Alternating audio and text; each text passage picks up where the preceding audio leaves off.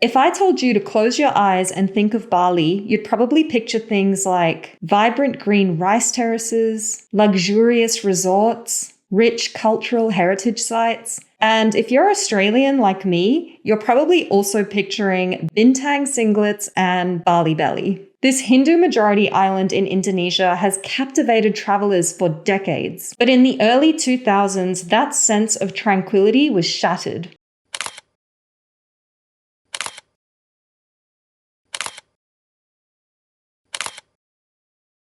Around 11 p.m. on the 12th of October 2002, Islamist militants from the terror group Jemaah Islamiyah detonated 3 bombs across the island. 2 of those bombs went off in Kuta Beach and the other one was detonated right in front of the American consulate. 202 people from 22 different countries lost their lives that day. This tragedy has since become known as the Bali bombings. Unfortunately, JI's trail of terror didn't start or stop with the Bali bombings. Their first attack happened in the year 2000 when they bombed multiple locations across Jakarta. In that attack, 18 people lost their lives. They went on to commit a series of attacks targeting hotels, churches, and other tourist locations. In 2004, they even bombed the Australian embassy and killed 9 people. But who is Jemaah Islamiyah or JI? Where did they come from? And how did a group of Islamists in Indonesia become the deadliest terror cell in Southeast Asia? To answer all these questions, we have to go back to 1947. Apakah kamu tidak tahu bahwa Jawa Barat ini sudah menjadi negara Islam? Bertobatlah kamu kafir-kafir! This is when a movement called Darul Islam first started to emerge. Darul Islam was essentially a political and military movement. Their ideology was deeply rooted in Indonesia's campaign for independence against British occupation. Their ultimate end goal was to establish Indonesia as an Islamic caliphate. Throughout the 1950s and 60s, they undertook a violent insurgency that ultimately led to 13 years of warfare. Eventually, in 1962, the movement was defeated. When 2 former Darul Islam members were exiled to Indonesia, they started to bond in prison. And those 2 men were Indonesian Muslim clerics, Abdullah Sungkar and Bakar Bashir. These 2 men went on to found JI on the 1st of January 1993. They had a vision for JI to be a counter-establishment of the secular state. Their long-term goal was to undertake violent jihad and eventually establish a pan-Islamic caliphate. They wanted that caliphate to expand across Malaysia, Brunei,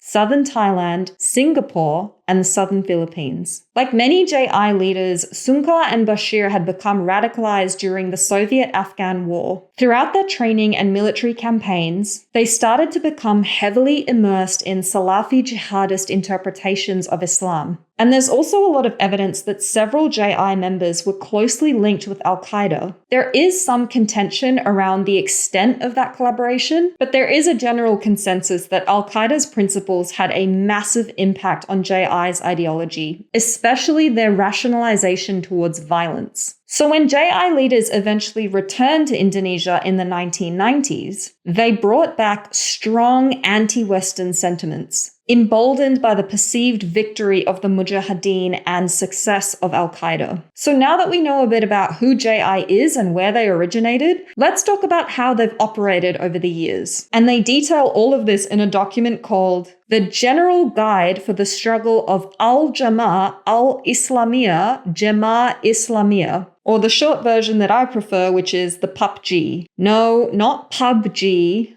Anyway, the document was published in 1996 and served as a kind of operational guide for JI's leaders. Based on this document, we can conclude that JI is a very hierarchical, top-down kind of organization. It states that their goal is to establish a regional caliphate and eventually a global caliphate. It also spends a lot of time detailing a very gradual process of indoctrination that happens across the individual, family, and societal levels. This is exactly why JI has an extensive network of extremist madrasas all over Indonesia.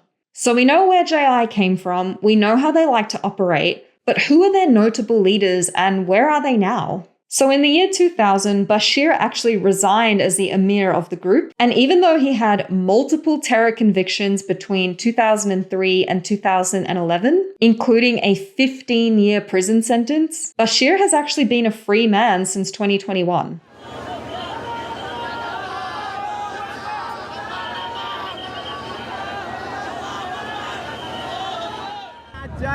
Kepada seluruh umat Islam, marilah kita perkokoh ukhuwah Islamiyah, kita perkokoh persatuan untuk satu tujuan, yaitu menegakkan syariat Islam.